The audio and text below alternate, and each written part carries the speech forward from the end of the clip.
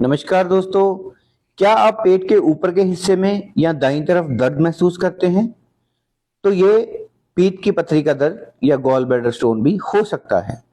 इसके अलावा उल्टी या उल्टी का मन होना, और अगर ये स्टोन नीचे गिरता है यानी कि पैंक्रेयाटिक डक्ट में गिरता है या सिस्टिक डक्ट में गिरता है तो ये पैंक्रेयाटाइटिस या जॉन्डिस भी कर सकता है। तो अब बात करते हैं कि ये बनता कैसे है। 80% जो स्टोन्स हैं गॉल ब्लैडर में, वो हमारे खाने की वजह से, जिसमें हाई कोलेस्ट्रॉल डाइट होती है, उसकी वजह से बनता है। और जो 20% स्टोन हैं वो बाइल सॉल्ट, जो कि हमारे खाने को पचाने में मदद करते हैं, उसकी वजह से बनता है। इसके अलावा ज्यादा मोटापा ये भी एक कारण है, और कम पानी पीना ये भी एक कारण है स्टोन के बनने का।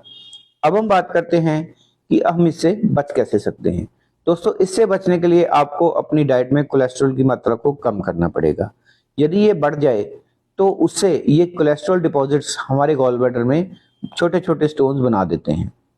इसके अलावा दोस्तों, अगर हम इसके ट्रीटमेंट की बात करें, आमतौर पर अगर ये एसिम्प्टोमेटिक है यानी कोई भी सिम्टम नहीं है, कई बार तो मरीज चेक ही नहीं करवाता, अचानक से उसको किसी और वजह से पता लगता है कि उसके गॉल ब्लैडर स्टोन है, तो इसका कोई भी ट्रीटमेंट रिक्वायर्ड नहीं है। परंतु अगर ये स्टोन्स बहुत ज़्यादा पेन करें या गॉल ब्लैडर को कंटैक्ट करते हैं तो उसमें गॉल ब्लैडर सर्जरी के अलावा और दूसरा मॉडर्न साइंस में कोई ऑप्शन अवेलेबल नहीं है।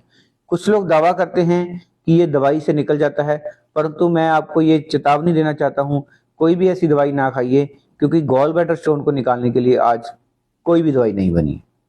धन्यवाद।